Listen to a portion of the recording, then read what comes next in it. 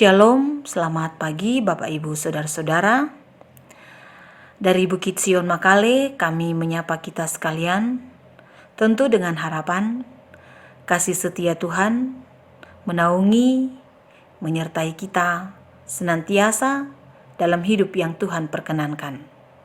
Mari mempersiapkan diri kita, membaca firman Tuhan, merenungkan firman Tuhan pada hari ini, Sabtu 13 Agustus 2022 dari Matius pasal 24 ayat 15 sampai ayat 28. Matius pasal 24 ayat 15 sampai ayat 28. Mari sebelum kita membaca firman Tuhan, kita berdoa. Kami memuji nama-Mu Tuhan dalam seluruh kehidupan kami. Kami menyaksikan penyertaan-Mu, pemeliharaanmu, dan kebaikan-Mu dalam hidup yang Tuhan perkenankan kami alami dan jalani pada saat ini. Selalu kami rindu bersekutu dengan Tuhan. Dan pada saat ini, kami akan membaca firman-Mu, kami juga akan merenungkan firman-Mu. Dengan tuntunan Roh Kudus, tentu kami semakin memahami firman-Mu, dan melakukannya dalam seluruh hidup kami. Di dalam nama Yesus Kristus kami berdoa. Amin. Firman Tuhan dari Injil Matius pasal 24 ayat 15 sampai ayat 28 berbunyi, "Jadi apabila kamu melihat pembinasa keji berdiri di tempat kudus, menurut firman yang disampaikan oleh Nabi Daniel, para pembaca hendaklah memperhatikannya. Maka orang-orang yang di Yudea haruslah melarikan diri ke pegunungan. Orang yang sedang di peranginan di atas rumah, janganlah ia turun untuk mengambil barang-barang dari rumahnya. Dan orang yang sedang di ladang, janganlah ia kembali untuk mengambil pakaiannya. Celakalah ibu-ibu yang sedang hamil atau yang menyusukan bayi pada masa itu. Berdoalah supaya waktu kamu melarikan diri itu jangan jatuh pada musim dingin dan jangan pada hari Sabat. Sebab pada masa itu akan terjadi siksaan yang dahsyat, seperti yang belum pernah terjadi sejak awal dunia sampai sekarang, dan yang tidak akan terjadi lagi. Dan sekiranya waktunya tidak dipersingkat, maka dari segala yang hidup tidak akan ada yang selamat. Akan tetapi, oleh karena orang-orang pilihan waktu itu akan dipersingkat. Pada waktu itu, jika orang berkata kepada kamu, 'Lihat, Mesias ada di sini,' atau 'Mesias ada di sana,' jangan kamu percaya, sebab Mesias-Mesias palsu dan nabi-nabi palsu akan muncul, dan mereka akan mengadakan tanda-tanda yang dahsyat dan mujizat-mujizat, sehingga sekiranya mungkin mereka menyesatkan orang-orang pilihan juga. Camkanlah, aku sudah mengatakannya terlebih dahulu kepadamu. Jadi, apabila orang berkata kepadamu, 'Lihat, ia ada di padang gurun,' janganlah kamu pergi ke situ. Atau, 'Lihat, ia ada di dalam bilik,' janganlah kamu percaya.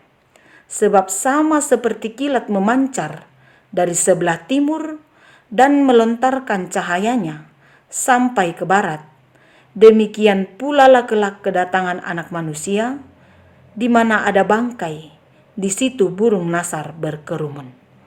Amin firman Tuhan. Bacaan kita ini diberikan judul renungan, Siap Sedia. Siap sedia. Dalam seluruh keberadaan kehidupan kita, tentu tak dapat dipungkiri bahwa oleh perjalanan kehidupan, kadang-kadang kita lengah sehingga Seringkali kita tidak menyiapkan segala sesuatunya, bahkan menyambut apa yang akan kita alami dan yang akan terjadi ke depan. Oleh nubuatan Yesus yang disampaikan dengan mengutip beberapa hal yang disampaikan oleh Nabi Daniel kepada pembacanya, diungkapkan kembali dalam bacaan ini, terutama tentang kehancuran dan siksaan yang akan terjadi di Yerusalem, terutama soal penderitaan. Ayat 15 sampai ayat 18 mengungkapkan tentang kota Yerusalem yang akan dihancurkan.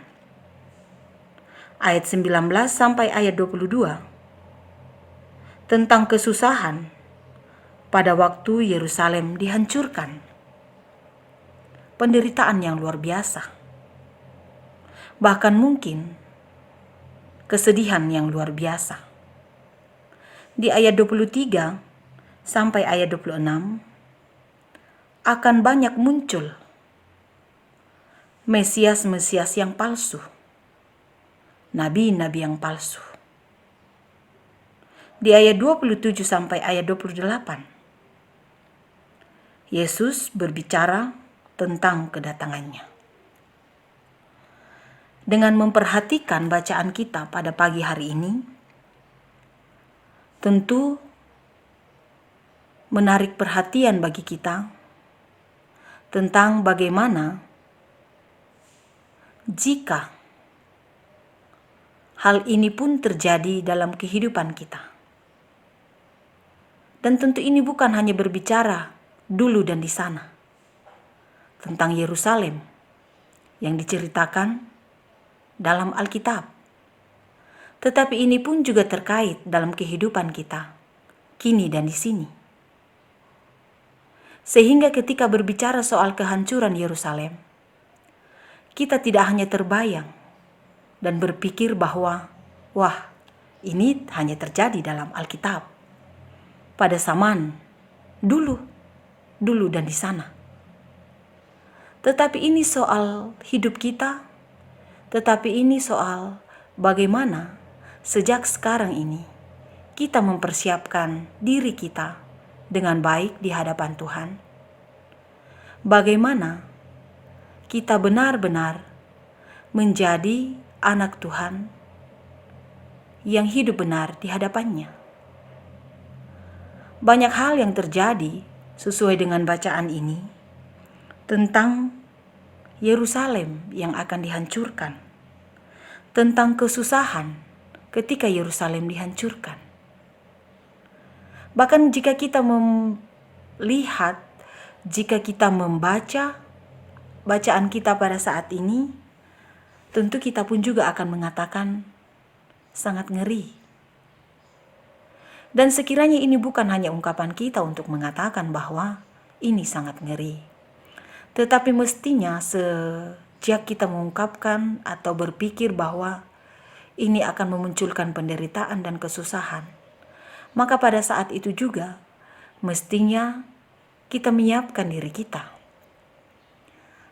Sekiranya hal yang akan terjadi atau yang terjadi pada Yerusalem pada saat dihancurkan, itu tidak terjadi pada diri kita dalam hidup yang kita alami.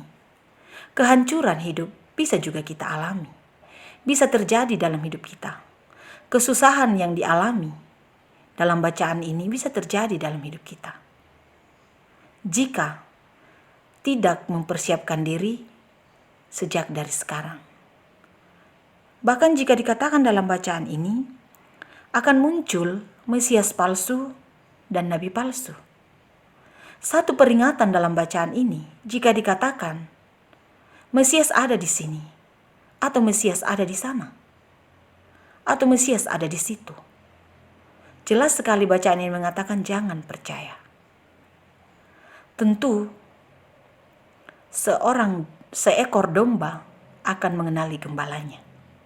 Kita sebagai anak Tuhan pasti mengenal dengan pasti siapakah Mesias kita, siapakah nabi kita. Dan karena itu, untuk mengenalnya dengan baik, satu hal yang sangat baik dalam hidup kita dan yang sangat penting adalah hidup akrab dengan Sang Gembala itu. Hidup akrab dengan Sang Mesias itu, yaitu Yesus Kristus. Dan untuk mengenalnya dengan pasti, hanya dengan membaca Alkitab, hanya dengan beriman kepadanya. Bahkan dalam bacaan ini memang diungkapkan juga tentang kedatangannya. Bagaimana ia akan datang kembali atau datang kedua kali dalam dunia ini. Supaya kita pun menyambutnya dan bersiap sedia dalam kedatangannya kembali atau kedua kalinya dalam dunia ini. Dan kita didapati dalam hidup yang baik dengan iman yang teguh kepadanya. Makanya, peliharalah iman yang baik kepada Tuhan. Mulailah sejak sekarang ini, bukan dengan penyesalan di akhir kehidupan kita. Hanya dengan iman, kita dimampukan bertahan dalam penderitaan. Hanya dengan iman, kita dimampukan untuk berpengharapan kepada Yesus Kristus dalam penderitaan yang kita alami, seberat apapun itu. Karena kita tahu dan kita percaya, Dialah sumber penghiburan, Dialah sumber kekuatan dalam seluruh kehidupan kita. Jangan sia-siakan kehidupan ini. Mari sejak sekarang ini, sebagai orang yang percaya kepadanya, kita mempersiapkan diri kita sejak sekarang ini bahwa kedatangannya bisa saja datang kapan saja, di mana saja. Karena itu sangat penting untuk tetap berjaga-jaga. Sangat penting untuk terus hidup akrab dengannya sambil kita tetap mengerjakan tugas kita. Karena hanya di dalam Kristus kita memperoleh keselamatan, jaminan hidup kekal, dan memperoleh kedamaian. Selamat mempersiapkan diri kita, hiduplah akrab dengan Tuhan. Amin. Mari kita berdoa. Kasih-Mu nyata dalam seluruh kehidupan kami ya Tuhan. Oleh karena kasih-Mu, kami memperoleh keselamatan. Oleh karena kasih-Mu, kami boleh menikmati apapun dalam sepanjang kehidupan kami.